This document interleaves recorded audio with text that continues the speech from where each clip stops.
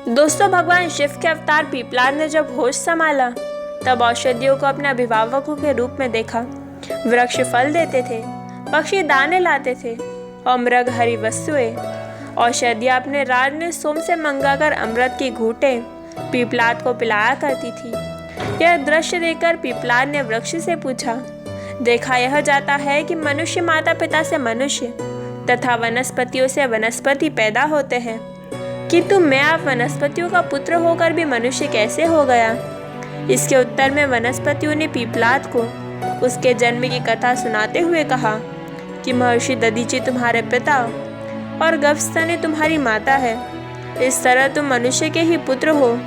तुम्हारे माता पिता हमें पुत्र की तरह मानते थे, अतः हम भी तुम्हें पुत्र ही मानते आ रहे हैं। तुम्हारी माँ ने अपना पेट चीरकर तुम्हें पैदा किया था और हमें सौंपकर स्वयं सती हो गई थी।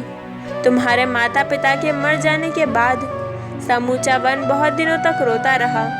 वह हमें प्यार करते थे और हम सब उन्हें। इतना कहकर वनस्पति फूट फूट कर रो पड़े। यह सुनकर बालक पीपलाद को बहुत विस्मय हो गया। उसने अपने माता पिता की कहानी जाननी चाहिए। वनस्पतियों ने उसके माता पिता को श्रद्धा भाव से नमन कर कर उनकी जीवन गाथा प्रारंभ की। तुम्हारे पिता का नाम दधीचि था। उनमें सभी उत्तम गुण विद्यमान थे। तुम्हारी माता उत्तम कुल की कन्या और पतिव्रता स्त्री थी। उनका नाम गभस्तनी था। वे लोपामुद्रा की बहन थी। तुम्हारे माता पिता ने तपस्या कर इतना सामर्थ्य अर्जन कर लिया था कि उनके आश्रम में दैत्य दानवों का आक्रमण नहीं हो पाता था। एक दिन विष्णु, इंद्र आदि सभी देवता आश्रम में आए। दैत्यों पर विजय पाने से वे सभी प्रसन्न थे। तुम्हारे माता पिता ने उनका भावभीना से सत्कार दिया। देवताओं ने कहा, आप जैसे महर्षि जब हम लोगों पर इतनी कृपा रखते हैं तब हमारे लिए क्या दुर्लभ है। हमने शत्रुओं पर विजय प्राप्त कर ली है। हम चाहते हैं कि अपने अस्त्र शस्त्र हम आपके आश्रम में रख दें, क्योंकि तीनों लोकों में आपका आश्रम ही निरापद स्थान है, जहां आपकी तपस्या के प्रभाव से दैत्य आदि प्रवेश नहीं कर पाते। उदार चेता मुनि ने उनकी प्रार्थना स्वीकार कर ली। तुम्हारी माता ने उन्हें रोकते हुए कहा कि नाथ, यह कार्य विरोध उत्पन्न करने वाला है। इस काम में आप ना पड़े। आप तो समदर्शी है। आपके लिए शत्रु मित्र बराबर है। अस्त्र शस्त्र रखने से दैत्य और दानव आपस में शत्रुता करने लगेंगे। धरोहर रूप में किसी का धन रखना साधु पुरुष के लिए उचित नहीं माना गया है। महर्षि दधीचि ने कहा, देवता षष्ठी के रक्षक है और मैंने हाँ भी कर दिया है, इसलिए अब नहीं करना अनुचित है। देवता अस्त्र शस्त्र आश्रम में रखकर चले गए।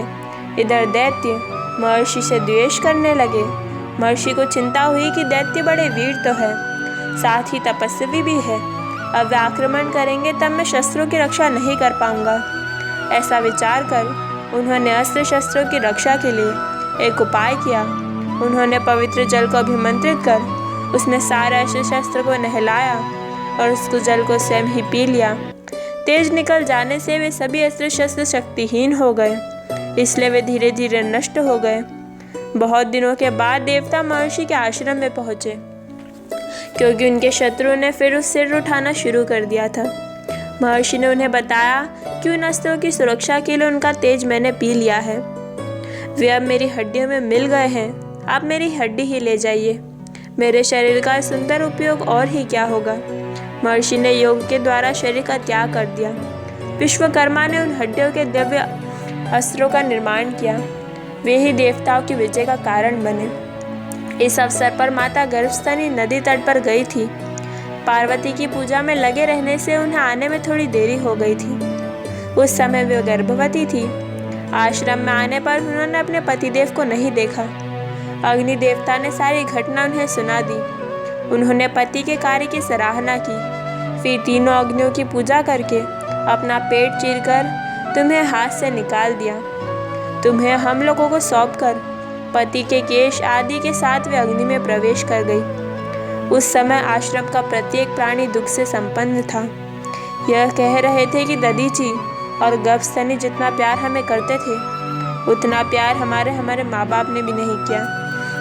हमें धिक्कार है कि हम उनके दर्शनों से वंचित हो गए। जब हम यह लोगों ने दधीचि और माता गर्भस्थनी को देखा तो हमें मन में आभास की अनुभूति हुई। वनस्पतियों ने कथा उपसंहार करते हुए कहा कि यही कारण है कि हम वनवासी पुत्रों से अधिक तुम्हें मानते हैं। बालक पीपलाद को उनकी कथा सुनकर बहुत दुख हुआ। माता ने पेट चीरकर जो उसे निकाला था, इस बात से उसे सबसे अधिक पीड़ा हुई। वह रोता हुआ बोला, मैं अभागा हूँ जो माता के कष्ट का कारण बना। मैं उनकी सेवा तो कुछ कर ही नहीं सका। उसके बाद देवताओं के कृत्य पर उसे क्रोध आ गया। उसने कहा, मैं देवताओं से प्रतिशोध लूँगा। उन्होंने मेरे पिता का वध किया है, अतः मैं उनका वध करूँगा।